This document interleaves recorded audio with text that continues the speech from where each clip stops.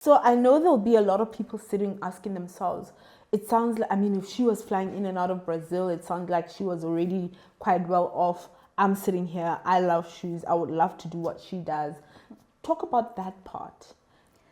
You know, it's not even about that, but for me, it was something deeper. In 2012, I decided to leave my permanent job and be a consultant. So being a consultant is, you know, we all know it's risky. Yeah, very It's risky. either your contract can be terminated any time. Yeah. But I said to myself, I want to push myself to follow this passion so much that if I don't have the stability which is brought by being permanent, if I'm a consultant, I will work on the brand, I'll push it. So I just decided to be a consultant so that I can raise the funds without even changing any financial status of my family. So this was something like, oh, I can work extra hours. With the extra money, then I can start this. Okay. So it's all about that. It's being realistic. Yeah. And because most of the time when we want to open up businesses, we become fictitious. Yeah. We think that, oh, money will come. Yeah. I will get this money, or my husband is supposed to give me this money. Yeah. But it's not about that. Yeah. It's all about being realistic. Yeah. And that's how I did it. I became a consultant so that I can raise the funds to start the business. Because of course, as a consultant, you determine for yourself how many hours you get, and therefore your salary is almost something that you can plan for ahead of time. Exactly. Exactly. So at that time, it was still easier where you could work more hours and get paid, and there were lots of projects. So it was a bit different, but even in the current landscape, we can still do the same thing. Maybe you can say, instead of buying something expensive or, you know, going for massage every month, let's save that money. Let's compromise for a year, and after 12 months you can start something. Wow. It's all about starting with what you have. Please say that again. And I say that again because 11th episode, and we were doing a 10th episode. The last episode was the 10th episode, and we were doing a review of, you know, what it's been like. And one of the things I said was, start. That's the most important With thing. what you have, start.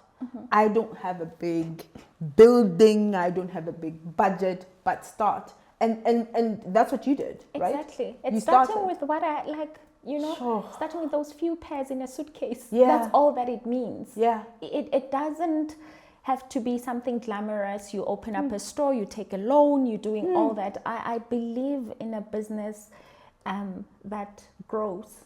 You know, you measure the consistency, you build up the data, and with the correct data, you can grow. You understand? So people always think that you have to start somewhere else bigger, or you need a lot of money to start, but it's just a matter of starting. And also the importance of consistency, Yeah. right? Yeah. Because I think Absolutely. that the other thing that people don't get is how important consistency is. In a world where you've now gotten clients who are used to you bringing a new collection every month or every 2 months, when you suddenly stop that, you've lost that consistency. Yeah. So I want to talk about Tsele, the woman, the businesswoman, right? I mean, we've already spoken a lot about some of your principles and your thoughts, but you know, you started off as an employee working for corporate, like many of us did. Then you have now gone out to become not just a corporate person still, but now you're a businesswoman. What impact in your own community, with your people, with your friends? What do you feel like? What has that done? Even with the kids, because now you almost have a second job. It's true. It's not that easy, especially when you have to juggle between the two. I would say the two careers that you're building for yourself. Yeah. But what I always say, we have 24 hours in a day. I know that sounds so easy. Yo. But within the 24 hours, sometimes when you get home, yes, you have time for the kids. Yeah. You have your own responsibilities and obligations. Yeah. But there's a time, we always make time to scroll on our phones. Yeah. So that hour or the 2 hours that you scroll on your phone, it's the time that you can work on your business. Sure. It's the time that you start thinking of the content. Sure. It's the time that personally I used to research about shoes, to work on the new collection, and it will start with the 2 hours, an hour or two, but as time goes by, you'll have to sleep at 1 o'clock in the morning and still wake up at 6, go to work. So it's all about the vision, the drive, and also the sacrifice, because you have to sacrifice. And this is what people around me, they know that, and I'm so grateful because they are supportive. Sometimes I'm not a good friend because I can't go out with you as a friend because now I have to travel, I have to go to Brazil, or I have to be at the store. So it's people end up accepting you for who you are, and they also understand that you are building something that will have an impact not just on people close to you, but now there are families to feed. Because So you've got it's people more- working in the yes, store. Yes, Yeah. it's more of a responsibility thing. And honestly speaking, I don't look at myself as a businesswoman. I just see myself as somebody who is building a brand that can have an impact, and especially for other women. And now that we have a lot of young women who think that, oh my goodness, I'm just going to marry this guy one day.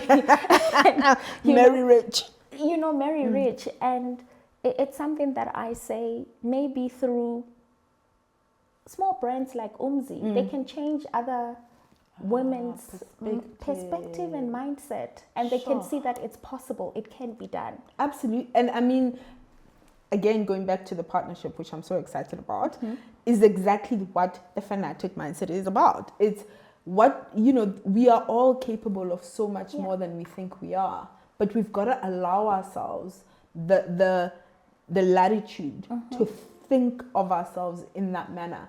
And you do that. Is that something that you have to do logically, like consciously every day? Or it's just part of your I think DNA? It becomes part of your DNA. But remember, in everything, you start first by training yourself, doing it. And now with the consistency, that becomes part of your DNA. So you'll start building those few habits, and you end up living them. They become part of you. So it's like even now it's a bit difficult when I don't have my phone close to me. You're like palpitation. I have to check it. Say, okay, the camera. Let me check the cameras at the store. Is everything fine? Let me check the sales. Is there any movement? Sure. And let me check what people are saying about the brand on social media. So it becomes part of your DNA.